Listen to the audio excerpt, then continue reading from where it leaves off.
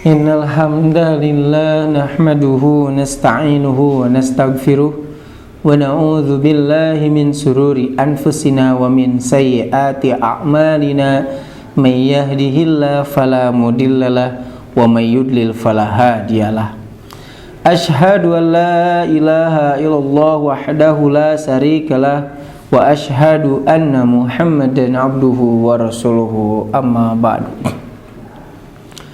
Alhamdulillah, segala puji bagi Allah Tuhan semesta alam adalah kata yang tepat untuk kita senantiasa ucapkan, untuk senantiasa kita ungkapkan, karena kenikmatan yang Allah Ta'ala berikan kepada kita sungguh sangat terasa, baik nikmat yang zahir ataupun yang batin, nikmat yang lalu ataupun yang baru. Sebagaimana firman Allah Ta'ala mengatakan, fa in ta'uddu nikmatallah la tuhsuha, jika kalian menghitung nikmat Allah Ta'ala maka kalian tidak akan bisa menghitungnya. Demikian pula mudah-mudahan kita termasuk kepada firman Allah Ta'ala, wa qalilun min ibadiyas syakur, sedikit di antara hambaku yang pandai bersyukur. Dengan bersyukur Allah Subhanahu wa Ta'ala berfirman juga, la in syakartum la azidannakum, jika kalian bersyukur maka pasti aku akan menambah kalian kenikmatan itu. Baik, kita lanjutkan lagi kajian kitab Min Kunuz As-Sunnah karangan Muhammad Ali As-Sobuni. Kitab ini menjelaskan hadis-hadis Rasulullah SAW yang dipilih olehnya. Hadis ini satu hadis ditinjau beberapa tinjauan keilmuan. Yang pertama berkaitan dengan mufradat kosakata. Kemudian hadis tersebut bagaimana dilihat dari segi ilmu balaghah, selanjutnya ilmu nahwu, selanjutnya apabila ada rawinya atau sahabat yang meriwayatkannya maka selintas dalam kitab ini dijelaskan.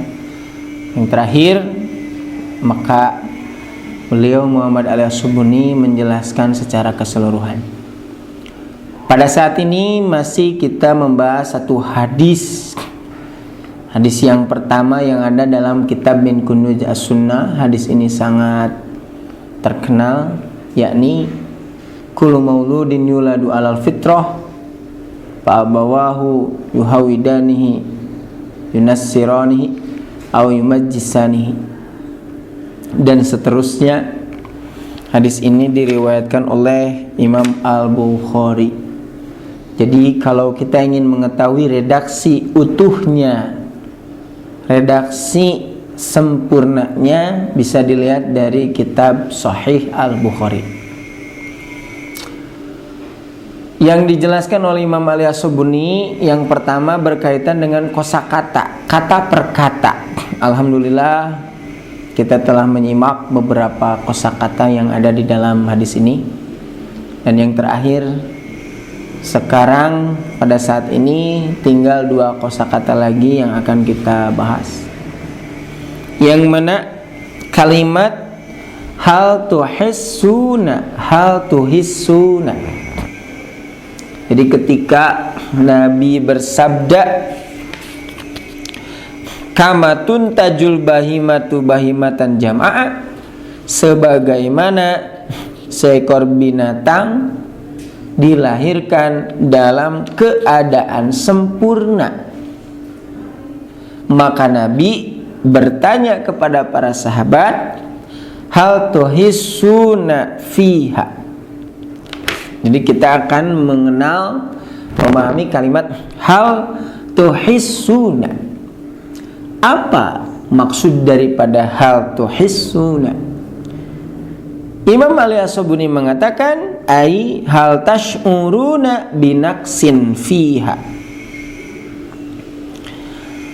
Maksudnya adalah apakah kalian merasakan kekurangan padanya?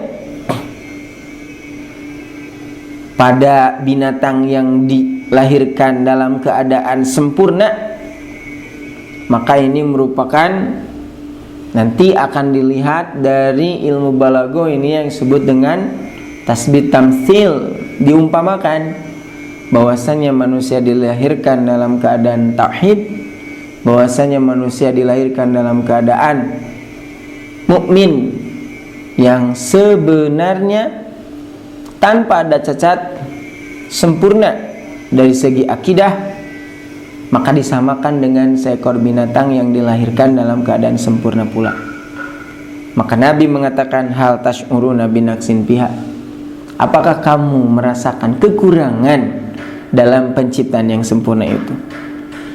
Au hal tarawna wa tajiduna fiha naqson, atau apakah kalian melihat watajiduna dan kalian menemukan fiha dalam binatang yang dilahirkan itu naqson, kekurangan. Jadi dari segi penciptaannya, kakinya, kemudian badan, wajahnya, telinga, mata, dan itu sempurna. Nah, ini jadi perumpamaan bagi seseorang atau semua manusia yang dilahirkan dengan akidah yang sempurna itu seperti halnya hewan yang dilahirkan dalam keadaan sempurna. Maka Nabi bertanya, hal tarawna au tajiduna fiha naqson, kamu melihat tidak, kamu menemukan tidak kekurangan padanya? Itulah barangkali yang dimaksud dengan hal tuhissuna, artinya adalah merasakan. Apakah kalian merasakan? Apakah kalian melihat? Apakah kalian menemukan kekurangan padanya? Selanjutnya Imam Ali As-Sabuni mengatakan, wa huwa mushtaqun min ahassa ar-rubai. Kalimat tuhissuna itu diambil dari kata ahassa ar-rubai. Ahassa itu artinya adalah merasakan. Ar-rubai maksudnya 4 huruf.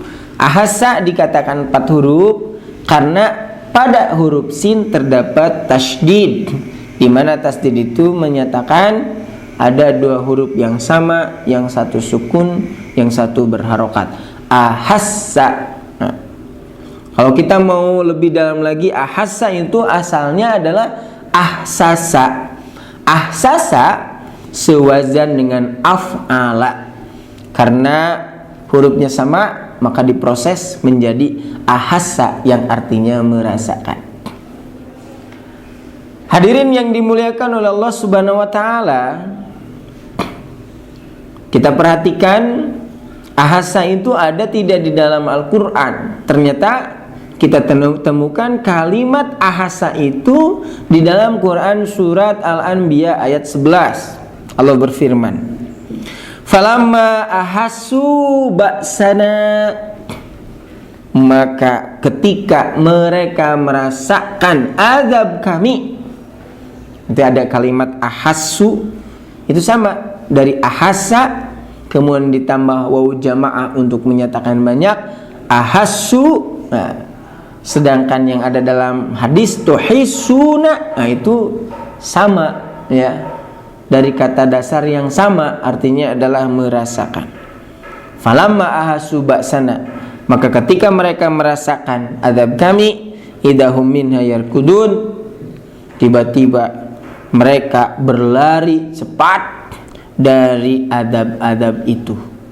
Nah, inilah satu kalimat yang kita pahami yang ada dalam hadis yang diriwayatkan oleh Imam Al-Bukhari, yang dicantumkan pada hadis pertama di kitab Min Kunuzis Sunnah. Kita menemukan kalimat hal tuhissuna, artinya adalah merasakan atau menemukan atau melihat. Barangkali itu pada kesempatan kali ini dicukupkan dulu. Insyaallah kita akan melanjutkan kata yang terakhir yang dijelaskan dalam hadis kullu mauludin yuladu alal fitrah. Mudah-mudahan kita senantiasa diberikan kesehatan juga keafiatan. untuk senantiasa menimba ilmu. Tidak ada di antara hamba yang akan takut kepada Allah melainkan karena ilmunya. Innama yakhsyallaha min ibadihi al-ulama. Hanyalah yang takut kepada Allah dari hambaku adalah al-ulama, orang-orang yang memiliki ilmu. Demikian, Rabbana la tuzigh qulubana ba'da idh hadaitana wa hab lana min ladunka rahmah innaka antal wahhab. Wassalamu alaikum warahmatullahi wabarakatuh.